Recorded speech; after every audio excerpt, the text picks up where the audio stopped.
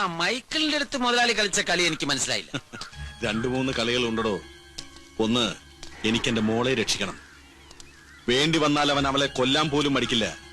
അത് സംഭവിക്കാതിരിക്കണമെങ്കിൽ അവന്റെ പെങ്ങള് നമ്മുടെ കൈ വേണം. അതായത് അവന്റെ വില നമ്മുടെ ഒരു പിടി വേണം. അതെ, ആ ചെറ്റയെ ഞാൻ വെറുതെ വിടില്ല. അവനും മൈക്കിളും തമ്മിൽ അടിച്ചു പിരിയുന്നത് എനിക്ക് കാണണം. എന്നിട്ട് ഒറ്റയ്ക്ക് അവനെ എന്റെ കൈ കിട്ടണം, ആ ശിവയെ. മാനത്ത് നിന്ന് അമ്പിളിയമ്മാവനെ കൊണ്ടുതരാമെന്ന് പറഞ്ഞാലും ഞങ്ങൾക്ക് ഈ ബന്ധം വേണ്ട. അമ്മച്ചി, നിങ്ങൾ ഈ ബന്ധത്തിന് സമ്മതിച്ച ജൂലിയുടെ ജീവിതമാ രക്ഷപ്പെടാൻ പോകുന്നത്. അവൾക്കും ജോർജിനും ജീവിക്കാനുള്ള ഒരു വലിയ തുക ഞാൻ കൊടുക്കും. മുതലാളി, ഞങ്ങൾ ഈ കടൽ കൊണ്ട് ജീവിക്കുന്നവരാ. നെറുകേടിന് ഞങ്ങൾ കൂട്ടുവെക്കത്തില്ല. 10 പുത്തൻ കൈ വരുമ്പോ അപ്പ കാണുന്നവൻ അപ്പാന്ന് വിളിക്കുന്ന ശീലം ഞങ്ങൾക്കില്ല. മൈക്കിൾ എന്ത് പറയുന്നു? അമ്മജി, ഞാൻ മിണ്ടരുത് നീ. ഈ ആലോചനയായിട്ട് ഇവരെയും കൂട്ടി വരാൻ നിനക്ക് എങ്ങനെ തോന്നിയതാ? നീ കുടിച്ചു കൂത്താടി നടന്നപ്പോ ഈ കുടുംബം നോക്കിയത് ശിവനാ. അവനല്ലാതെ ജൂലി ഞാൻ ആർക്കും കൊടുക്കില്ല. ഞാൻ ഇവർക്ക് വാക്ക് കൊടുത്തു. ഇനി ആരെതിർത്താലും ഞാൻ ഈ കല്യാണം നടത്തും. നീ ഒലത്തും. ഇറങ്ങി പോടാ എന്റെ വീട്ടിൽ നിന്ന്. ഈ പണക്കാര് സാറന്മാരെ ഞാൻ ഇറക്കി വിടണോ അതോ നീ വിളിച്ചിറക്കിക്കൊണ്ട് പോന്നോ? മൈക്കിളെ, അമ്മച്ചി പറഞ്ഞ പോലെ താല്പര്യമില്ലെങ്കിൽ വേണ്ട. ജോർജെ വാ. വരട്ടെ അമ്മച്ചി.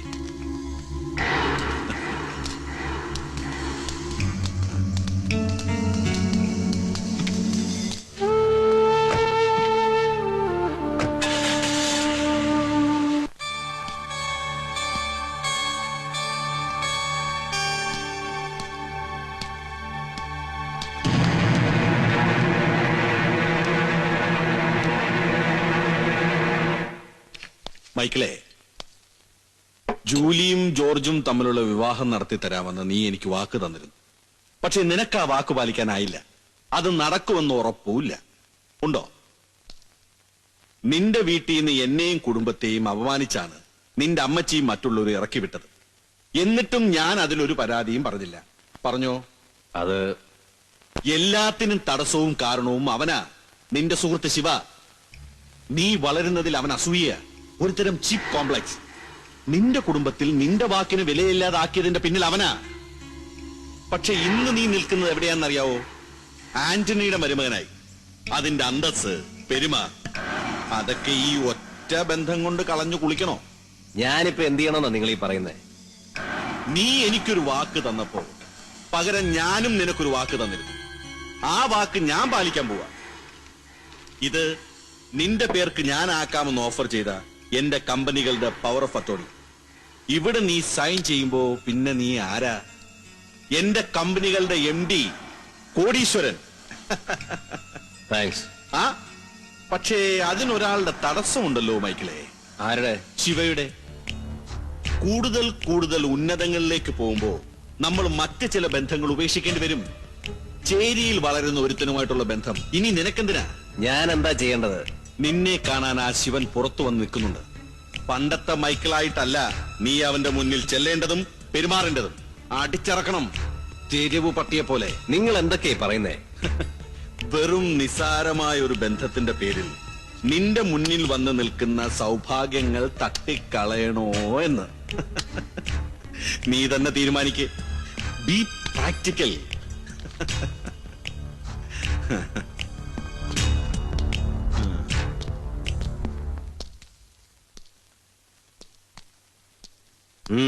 നിനക്ക് എന്ത് പറ്റിയിട മൈക്കിളെ? ജൂലി എനിക്കുള്ള പെണ്ണാണെന്ന് നീ ഇടക്കുള്ള എല്ലാരും തീരുമാനിച്ചിരുന്നല്ലേ? എന്നിട്ടിപ്പോ? അതൊക്കെ പണ്ട്. ഇപ്പൊ അതങ്ങ് മാറ്റി. മൈക്കിളെ, ഇതെന്റെ കുടുംബ പ്രശ്നം. നീ ഇതിൽ ഇടപെടണ്ട. എന്ന് വെച്ചാ അവളെ ഞാൻ വേറൊരു കെട്ടിച്ചു കൊടുക്കുന്ന. എടാ മൈക്കിളെ. പിന്നെ ഈ എടാ പോടാന്നുള്ള വിളി വേണ്ട. പഴയ മൈക്കിളല്ല ഇത്. ക്ഷമിക്കണം. ഈ മട്ടാഞ്ചേരി കടപ്പത്ത് ഒരുമിച്ച് കളിച്ചു വളർന്ന ചങ്ങാതിന്റെ മുന്നില് വന്നു നിൽക്കാനുള്ള യോഗ്യത പോലും എനിക്കില്ലാന്നേ അറിഞ്ഞില്ല. കയ്യിൽ കുറെ കാശുണ്ടാകുമ്പോ കഴിഞ്ഞൊന്നും മറക്കരുത്. പണം കൊണ്ട് നേടാനാവാത്ത പലതും ഉണ്ട് ഈ ലോകത്ത്.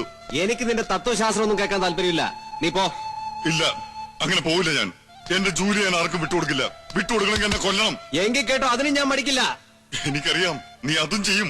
സ്വന്തം അപ്പന്റെ ശവം വിറ്റ് കാശ് വാങ്ങിയവനല്ല നീ. നീ ഇതല്ല ഇതിന്റെ അപ്പുറം ചെയ്യും. അവൾ എന്റെ പെങ്ങളാണെങ്കിൽ എനിക്ക് ഇഷ്ടമുള്ളതിനെ കൊണ്ട് ഞാൻ കെട്ടിക്കും. നിനക്കൊരു ചുക്കും ചെയ്യാൻ പറ്റില്ല. ഇറങ്ങി പോടാ. അതേടാ, ഞാനിപ്പോ പോവാ. ഈ കടപ്പുറത്ത് തെണ്ടികളെ പോലെ വളർന്നവരാ നമ്മള്. ഇന്ന് നീ വലിയ പണക്കാരനായി. ഞാനൊന്നും തെണ്ടിയ, വെറും 1 രൂപ തൊട്ടിന്റെ വില പോലും ഇല്ലാത്ത തെണ്ടി പരിശ. പക്ഷെ നീ ഒന്നോർത്തോ, ഒക്കേത്തിന് നീ കണക്ക് പറയേണ്ടി വരും. അന്ന് ഈ കടപ്പുറത്ത് എവിടെയെങ്കിലും വെച്ച് നമ്മൾ തമ്മിൽ കാണും. പോട്ടെ.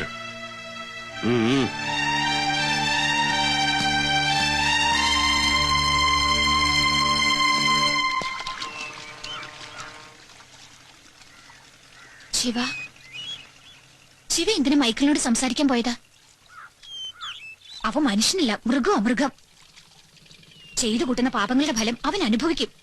പാവം സലോമി, അവൾ മനസ്സറിഞ്ഞ് ശപിച്ചിട്ടുണ്ടാവും. കണ്ടു, ഒക്കത്തിന് എണ്ണി അനുഭവിക്കും അവൻ. നീ എന്താ പറഞ്ഞത്? പലപ്പോഴും പറയണെന്ന് വെച്ചതാ, പക്ഷെ പറയാതെ മനസ്സിലിട്ടിങ്ങനെ വിങ്ങി നീ വിങ്ങി. തെളിച്ചു പറ. സലോമിയെ പിഴപ്പിച്ചത് അവനാ. അവൾ എന്നോടെല്ലാം തുറന്നു പറഞ്ഞു. ജോലി, നേരാണോ നീ പറഞ്ഞത്? അതെ. എന്നിട്ട് എന്തുകൊണ്ട് മൈക്കിളുടെ കല്യാണത്തിന് മുമ്പ് നീ ഇത് എന്നോട് പറഞ്ഞില്ല? തന്തേം തള്ളയില്ലാത്തൊരു പാവം പെണ്ണിന്റെ ജീവിതം തകരുന്ന കണ്ടിട്ടും സ്വന്തം ആങ്ങളെ രക്ഷിക്കാൻ വേണ്ടി നീ അത് മറച്ചു വെച്ചു അല്ലേ? ശിവക്ക് എന്ത് ന്യായം വേണമെങ്കിൽ പറയാം. ആരോടെങ്കിലും ഞാൻ ആ സത്യം തുറന്നു പറഞ്ഞ പിന്നെ ജീവിച്ചിരിക്കില്ലെന്ന് അവള് പറഞ്ഞപ്പോ എനിക്കത് മൂടി വെക്കേണ്ടി വന്നു. അവക്ക് കൊടുത്ത വാക്ക് തെറ്റിച്ചിട്ടാ ഞാനിപ്പോ ശിവയുടെ മുമ്പിൽ നിൽക്കുന്നേ. നിർത്തണേ. ഒരിക്കലും സംഭവിക്കരുത് നിങ്ങളെല്ലാം ആഗ്രഹിച്ചത് ഇനി സംഭവിക്കാൻ പോവാ. ഞാൻ പറയുന്നത് അനുസരിച്ചാ മതി. ഇതൊന്ന് കഴിഞ്ഞോട്ടെ. വേണ്ട നിങ്ങൾ പറയുന്നല്ല, അത് കഴിഞ്ഞിട്ട് മതി.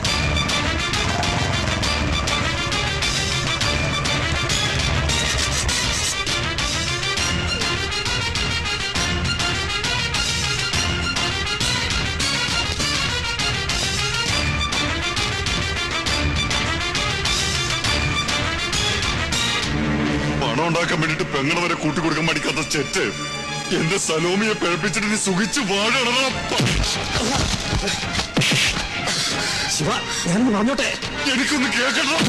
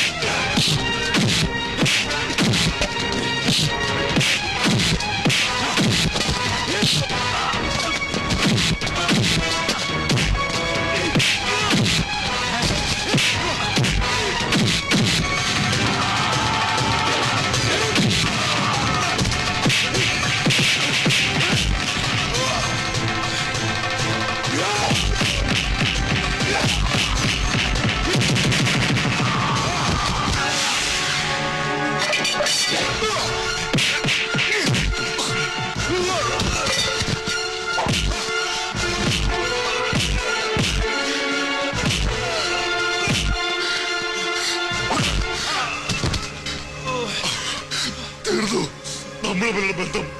എല്ലാം തീർന്നു. ഒന്നോർത്തോ, ആണായാലും പെണ്ണായാലും സലോമി പ്രസവിക്കുന്ന കുഞ്ഞിനെ ഞാൻ വളർത്തും. എന്നെങ്കിലും ഒരിക്കൽ അവളുടെ കുഞ്ഞിന്റെ മുന്നില് നീ യാചിച്ചോട്ട് വരും.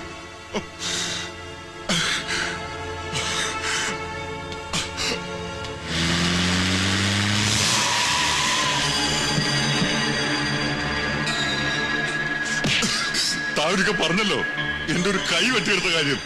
വെട്ടിയെടുത്ത കൈയല്ല, രോമം. ഇനി ഞാൻ കളി തുടങ്ങാൻ പോവാ. നിന്റെ കൈയും കാലും ഓരോന്നോരോന്നായി വെട്ടി മാറ്റിച്ചാൽ എണ്ണിക്കോ. നീ ശിവയാ പറയുന്നത്, എണ്ണിക്കോ.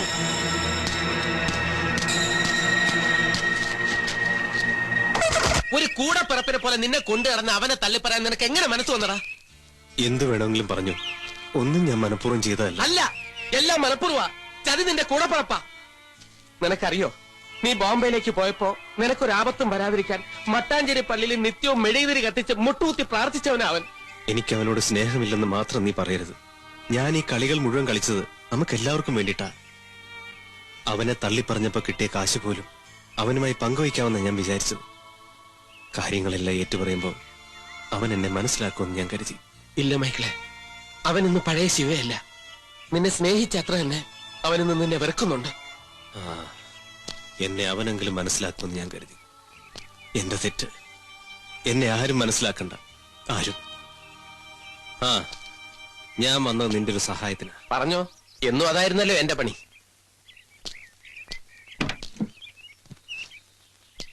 ശിവയെ എങ്ങനെയെങ്കിലും അവസാനിപ്പിക്കാൻ കച്ച കെട്ടി ഇറങ്ങിയിരിക്കുക ആന്റണി. കൈ കിട്ടി അയാൾ അവനെ കൊല്ലും. തമ്മിലടിച്ചിട്ടുണ്ടെങ്കിലും അവൻ എന്നും എന്റെ ചങ്ങാതിയാ. എനിക്കവനെ രക്ഷിച്ചേ പറ്റൂ. ഇത് 5 ലക്ഷം രൂപയുണ്ട്. ഞാൻ തന്നതാണെന്ന് പറയാതെ ഇതവന് കൊടുക്കണം. എന്നിട്ട് ജോലിയും കൂട്ടി എങ്ങോട്ടെങ്കിലും പോയി രക്ഷപ്പെടാൻ അവനോട് പറയണം. മൈക്കിളെ, മതി. നിന്റെ ഈ വിളിയിലൂടെ നീ എന്നെ തിരിച്ചറിഞ്ഞിട്ടുണ്ട്. മൈക്കിളിന് മതി.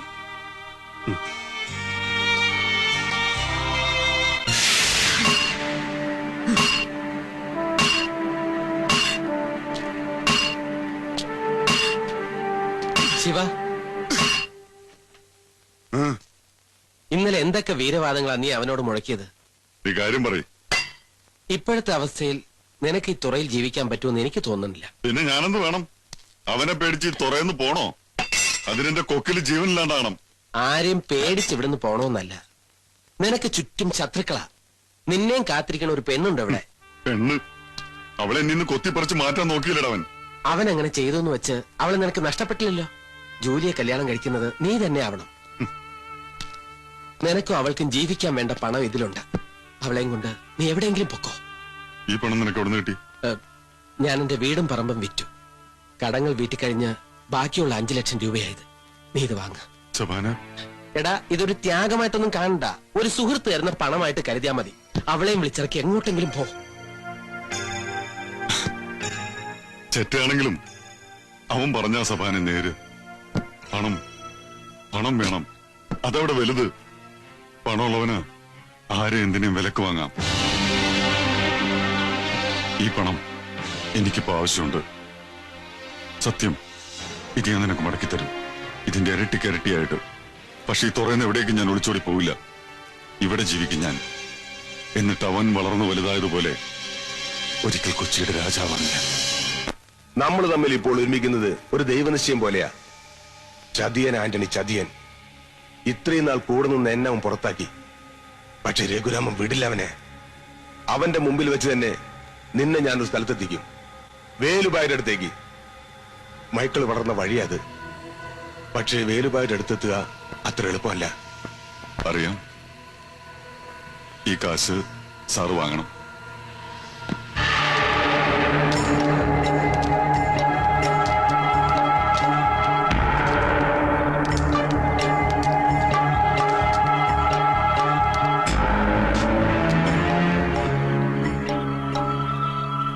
കാര്യങ്ങളൊക്കെ രഘുരാമൻ പറഞ്ഞു.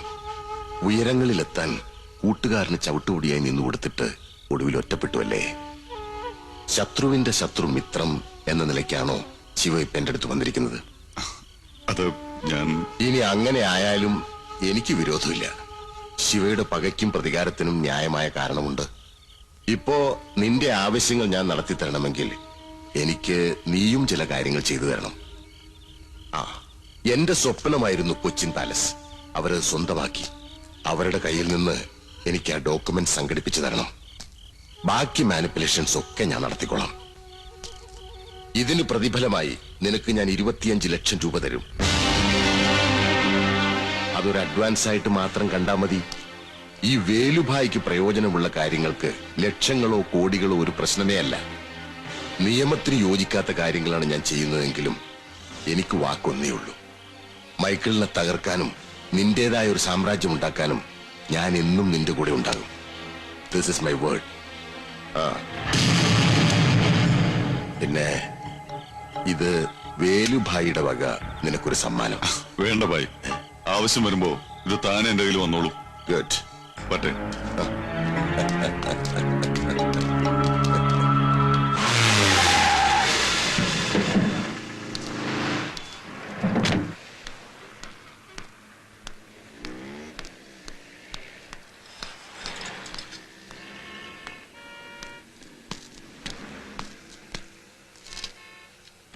ബ്രദറിന്റെ പേരെന്താ? അനിൽ.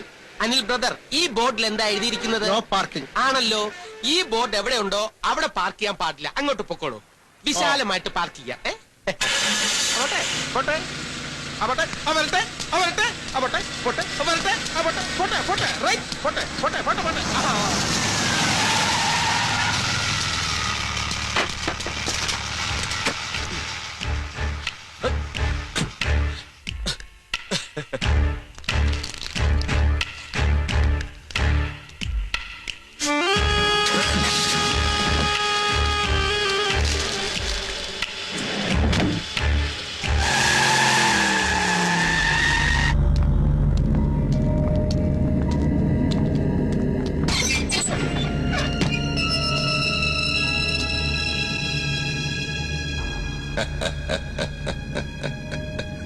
കൊച്ചി രാജാവിന്റെ മകൾ ഹെലൻ.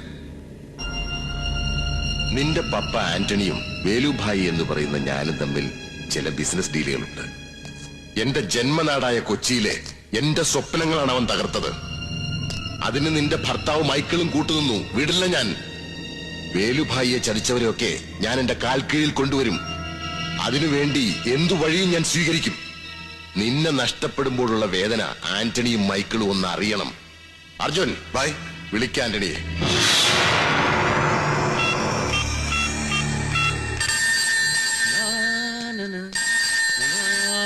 ഹലോ വേലുഭായ്.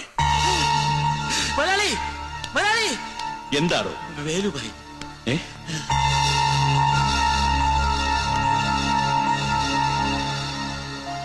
ഭായ്. ഓ ആന്റണി, സുഖം തന്നെയല്ലേ? അതെ ഭായ്. ആ, ഞാനിപ്പോ നിന്നെ വിളിച്ചത് നിന്റെ മകൾ ഹെലൻ ഇപ്പൊ എന്റെ അടുത്തുണ്ട്. വേലുഭായ്, അവളെ ഒന്നും ചെയ്യരുത്. നോ, ഇപ്പൊ ഞാൻ ഒന്നും ചെയ്യില്ല. പക്ഷെ എന്നെ ചതിച്ച് നിന്റെ മരുമകൻ കൈക്കലാക്കിയ കൊച്ചിൻ പാലസ് എനിക്ക് തിരിച്ചു കിട്ടിയില്ലെങ്കിൽ നിന്റെ പുന്നാര മകള് മുംബൈയിൽ ചുവന്ന തെരുവിൽ അലഞ്ഞു തിരിഞ്ഞു നടക്കുന്നത് നീ കാണേണ്ടി വരൂ ആന്റണി. അയ്യോ വേണ്ട ഭായ്, വേണ്ട, അങ്ങനെ ചെയ്യരുത്. ഓക്കെ, എങ്കിൽ എത്രയും വേഗം ആ ഡോക്യുമെന്റ്സ് എനിക്ക് തിരിച്ചു കിട്ടണം. മനസ്സിലായോ? ഞാൻ ഉടനെ എത്തിക്കാം. ഒരിക്കൽ എന്നെ ചതിച്ചവനാണ് നീ. ഞാൻ നിനക്ക് 24 മണിക്കൂർ സമയം തരും. അതിനുള്ളിൽ എന്റെ ഡോക്യുമെന്റ്സ് തിരിച്ചു കിട്ടിയില്ലെങ്കിൽ പിന്നെ നിന്റെ മോളെ ഞാൻ നിർത്തുമായി. തിരിച്ചേൽപ്പിക്കുന്നവരെ അവളുടെ മേത്തൊരു പോറൽ പോലും വീഴരുത്. നിർത്തറ, നീ ആരോടാ സംസാരിക്കുന്നറിയോ? നന്നായിട്ട് അറിയടാ. ബോംബെ അണ്ടർവേൾഡ് അടക്കി ഭരിക്കുന്ന വേലുഭായിയുടെ മുന്നിൽ നിന്ന് തന്നെ മട്ടാഞ്ചേരി കടപ്പുറത്തെ പീറച്ചെറുക്ക് സംസാരിക്കുന്നത്. പക്ഷേ ഇവളുടെ മേത്തൊരു പോറലെങ്കിലും ഏറ്റ അരിഞ്ഞു വീഴ്ത്തു ഞാൻ എല്ലാത്തിനും. ശിവ, അറിവില്ലാതെ അവൻ എന്തെങ്കിലും പറഞ്ഞു എന്ന് വെച്ച് ക്ഷമിച്ചുകള. Arjun by, come.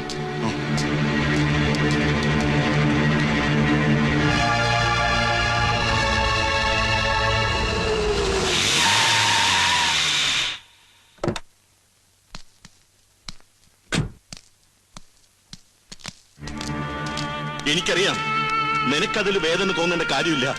നഷ്ടപ്പെട്ടത് എനിക്കാണല്ലോ എന്റെ മോളെ. ഞാനിപ്പോ എന്ത് വേണമെന്നാ നിങ്ങളീ പറയുന്നേ? എന്റെ മോൾക്ക് പകരം അവർ ആവശ്യപ്പെടുന്നത് നിന്റെ പേരിലുള്ള കൊച്ചിൻ പാലസിന്റെ ഡോക്യുമെന്റ്സാ. അത് കൊടുത്തില്ലെങ്കിൽ എനിക്ക് എന്റെ മോള് നഷ്ടപ്പെടും. നഷ്ടപ്പെടട്ടെ. ഒന്ന് കിട്ടുമ്പോ മറ്റൊന്ന് നഷ്ടപ്പെടുമെന്ന് നിങ്ങൾ തന്നെയാണല്ലോ എന്നെ പഠിപ്പിച്ചത്. അത് സംഭവിച്ചു. നിർത്തടാ. നിന്റെ അപ്പന്റെ ശവത്തിന് വില പറഞ്ഞ് കാശ് വാങ്ങിച്ചവനാ നീ. ആ കാശ് വാങ്ങാൻ എന്നെ പഠിപ്പിച്ച താനാ. താൻ എനിക്ക് പണം തരുമ്പോ പറഞ്ഞു, പണമാണ് ഈ ലോകത്തിലേക്ക് ഏറ്റവും വലുതെന്ന്. ഞാൻ ഏറ്റവും അധികം സ്നേഹിച്ച എന്റെ സുഹൃത്തിനെ എന്നെ ഇന്ന് വെട്ടിമാറ്റുമ്പോ താൻ പറഞ്ഞു ബി പ്രാക്ടിക്കൽ എന്ന്. ഇപ്പൊ തന്നോട് ഞാൻ പറയുന്നു, മോള് പോയ പോട്ടോ, കയ്യിലിരിക്കുന്ന കോടികളുടെ പാലസാ. B practical. അപ്പോ നീ അത് തരില്ല പറഞ്ഞല്ലോ. എങ്കിൽ ആന്റണി നിന്റെ കയ്യിൽ നിന്ന് അത് വാങ്ങിച്ചിരിക്കും. അത് നിന്നെ കൊന്നിട്ടായാലും ശരി. ആ കൈ അവിടുന്ന് 1 ഇഞ്ച് മേലോട്ട് പൊങ്ങിയ ഞാനത് അവിടെ വെച്ച് വെട്ടും. മൈക്കിളെ, കൊല്ലിനും കൊലയ്ക്കും ഇയാൾക്ക് സമയം നോക്കി പറഞ്ഞു കൊടുക്കുന്ന തന്നോട് ഞാനിപ്പൊ തിരിച്ചു ചോദിക്കാം, സമയം എത്രയാണോ?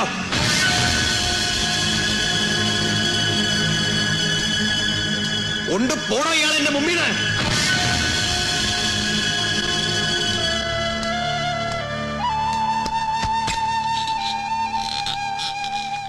മൈക്കിളെ, ഞാനൊന്ന് ചോദിച്ചോട്ടെ, നിനക്കിപ്പോ വലുത് പണമാണോ നിന്റെ ഭാര്യയാണോ?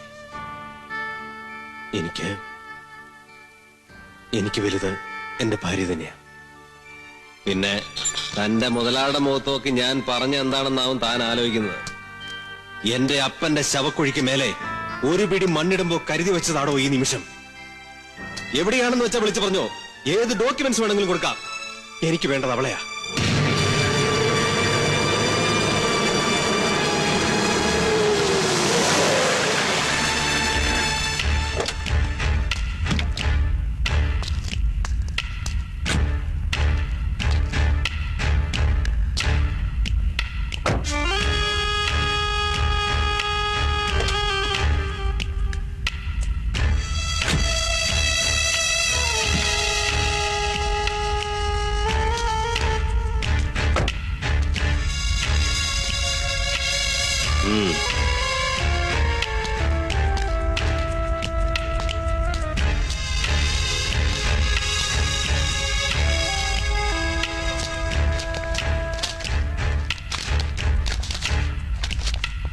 Okay.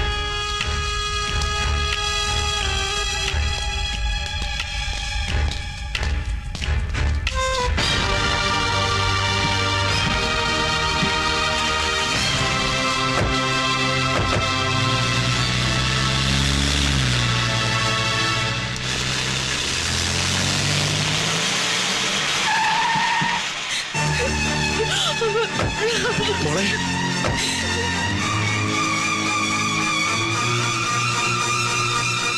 പണിക്കരെ, എന്റെ മോളെ അവര് എനിക്കൊന്നും അറിയില്ല.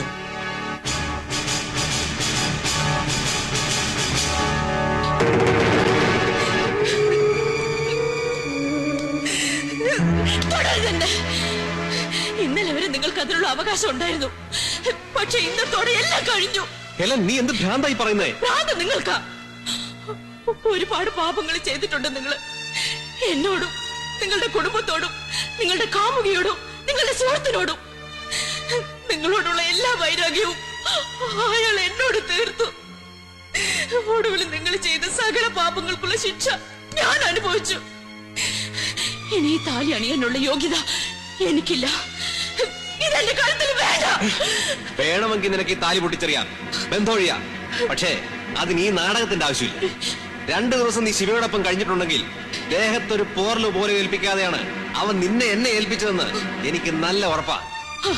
ഉറപ്പ് എന്നിട്ടാണല്ലേ ആ ജന്മ ശത്രുക്കളെ പോലെ നിങ്ങൾ യുദ്ധം ചെയ്യുന്നത്? യുദ്ധം ചെയ്തതല്ല, ജയിച്ചതാ. എല്ലാത്തിനും കാരണക്കാരൻ നിന്റെ പപ്പയാ. എന്നെ മുന്നിൽ നിർത്തി അവനെ കൊല്ലാൻ ശ്രമിച്ച അയാളാ. പക്ഷേ എന്നെങ്കിലും ഒരിക്കൽ സത്യം അവന് ബോധ്യപ്പെടും. അന്ന് ഞാൻ മടങ്ങിച്ചെല്ലും അവന്റെ കാൽ കീഴിലേക്ക്. അതുവരെ നമുക്ക് ഈ ഭാര്യാഭർത്തൃ ബന്ധം ഇങ്ങനെ അങ്ങ് തുടരാം. മൈക്കിളെ, എന്താ പണിക്കരെ? എന്താ പണിക്കരെ?